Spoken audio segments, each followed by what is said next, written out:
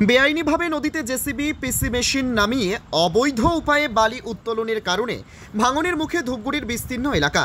আতঙ্কে দিন কাটাচ্ছেন বারঘড়িয়া গ্রাম পঞ্চায়েতের চিন্তামণি এলাকার 2 শতাধিক পরিবার।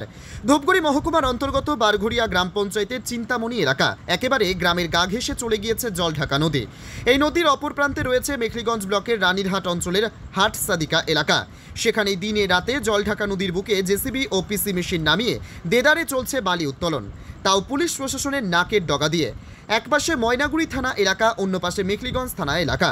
জলঢাকা নদীর 183 শোলমারি এলাকা থেকে দিনে এবং রাতে অবৈধভাবে বালি উত্তোলন করা চলছে।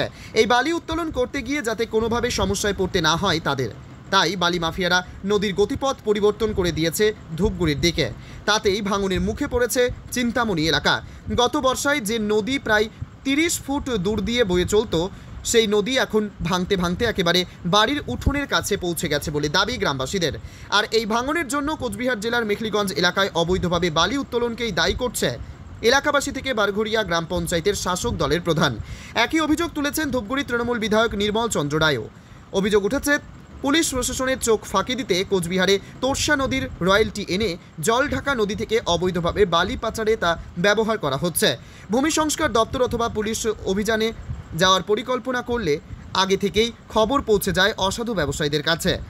কখনো কখনো রাতের বেলা নদী থেকে তুলে আনা বালি রানীরহাট মোড় থেকে নয়াবন্দরগামী রাস্তার পাশে মজুত রেখে সেখান থেকে ট্রলারে, ট্রাকে, ডাম্পারে লোড করে নিয়ে যাওয়া হচ্ছে। আর এতেই বাড়ছে দুর্ঘটনার আশঙ্কা, কারণ সন্ধ্যার পর সারি সারি গাড়ি দাঁড়িয়ে থাকছে সেই রাস্তার ওপর। এখন দেখার বিষয় পুলিশ প্রশাসন কী ব্যবস্থা নেয়। তো এই নদীর এক পাশে ভাঙন আর আরেক পাশে দেখা যাচ্ছে ওই যে পিসি মেশিন নদীতে, তো ওটা কি সাদিকা? ওইটা হচ্ছে সাদিকা, কোচবিহার ডিস্ট্রিক্ট। তো ওখান থেকে বালি উঠায়? হ্যাঁ, ওইখান থেকে বালি উঠাচ্ছে। কখন তোলে? রাত্রেবেলা, রাত্রি 6টা থেকে সন্ধ্যা 6টা থেকে ধরে নাও রাত্রি ভোর অবধি চলে। তো ওখানে এইভাবে তোলার ফলে তো নদীর তো গতিপথ চেঞ্জ হয়ে যাবে।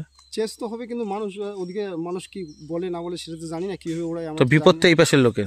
বিপদ তো বর্তমানে আমাদের, মানে এই পাশে বিপদ বাড়তেছে।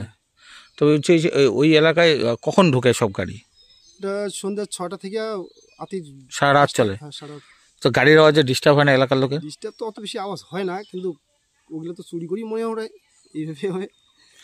তো এখানে কত লোকের বসবাস? এখানে ধরে নাও 200। এটা কোন গ্রাম? এটা হচ্ছে পাটকিধর নাগড়া। তোমার নাম? সুবদাস রায়। হ্যাঁ, মানে এই বিষয়টি জানার পরে যতটুকু আমি খোঁজখবর নিলাম, আর কি ব্যাপারটা খুবই সিরিয়াস এবং ইমিডিয়েট একটা স্টেপ নেওয়া দরকার, যাতে সেই অবৈধভাবে বালি তোলাটা বন্ধ হয়ে যায়। সেই সম্পর্কে ওখানকার যে প্রশাসন, মেখলিগঞ্জে, ওটা মেখলিগঞ্জ ইয়ের মধ্যে পড়ে যাচ্ছে, ব্লকের মধ্যে পড়ে যাচ্ছে, ওখানে প্রশাসন এবং ওখানে যে এমএলএ সাহেব আছে তার সাথে এই ব্যাপারে আর কি কথা বলে ওটা যাতে একটা কিছু বিহিত করা যায়, সেটা অবশ্যই মানে করতে হবে। তা না হলে পরে ভবিষ্যতে আমাদের ধূপগুড়ি বিপদে পড়ে যাবে। আপনি কি কথা বলেছেন এলাকার বিধায়কের সাথে? আমি তো একটু বাইরে ছিলাম আর কি, কথা বলা আমি ইমিডিয়েটলি কথা বললাম। দিক দিয়ে বিপজ্জনক। এক নম্বর হচ্ছে যে সেটা বালি খাদান মানে ছাড়াও আর কি বালি সেখানে তোলা হচ্ছে, সেটা বিপজ্জনক।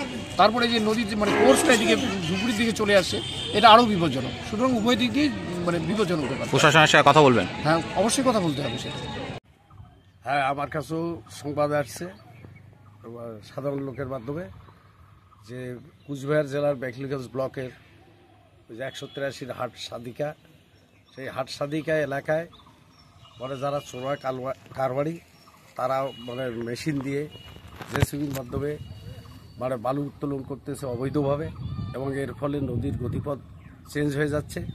এবং এই নদীর গতিপথ চেঞ্জ হওয়াতে আমাদের ধূপগুড়ি ব্লকের বারঘড়িয়া অঞ্চলের পাটকিদহ, জাফরিকোনা এবং চিন্তামণি এলাকার কয়েকটা মানে মৌজা তাতে বন্যায় প্লাবিত হয়ে যাবে, এবং নদীর গতিপথ চেঞ্জ হয়ে গিয়ে ডাঙ্গাপাড়া চিন্তামণি এলাকায় নদীর মানে ঘেঁষে মানে নদীর গতিপথ চেঞ্জ হয়ে বাড়ি ঘেঁষে যাচ্ছে।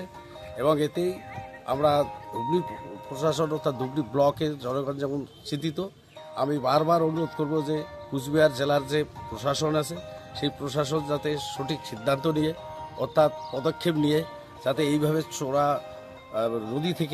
নদীগর্ভ থেকে যাতে বালু উত্তোলন করা না হয় সেদিকে যেন লক্ষ্য দেয়।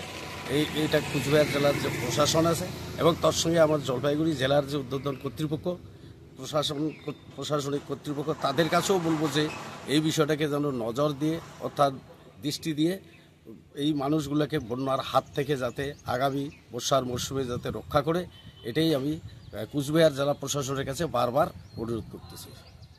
আপনার নাম? আমার নাম ফণীন্দ্রনাথ রায় প্রধান, বারোঘড়িয়া গ্রাম পঞ্চায়েতের আমি প্রধান। মোবাইল দোকানের বাদশাহ শঙ্কর কমিউনিকেশন এখন আপনার শহর ধূপগুড়িতে মোবাইলের সাথে নিয়ে এলো ইলেকট্রনিক্সের বিশাল সরঞ্জাম। এখানে প্রত্যেক কেনাকাটায় থাকছে আকর্ষণীয় উপহার। মোবাইলের সাথে সাথে টিভি, ফ্রিজ, এসি সহ ওয়াশিং মেশিন সমস্ত কিছুই পাওয়া যাচ্ছে একদম সুলভ মূল্যে। আমাদের ভিডিও দেখে এসে থাকলে থাকছে আরও ধামাকা অফার। আমাদের ঠিকানা ধূপগুড়ি ট্রাফিক চৌপতি ফল কোর্টটির গলির পাশে। যোগাযোগ নাম্বার 9832494401 অথবা 9832019206।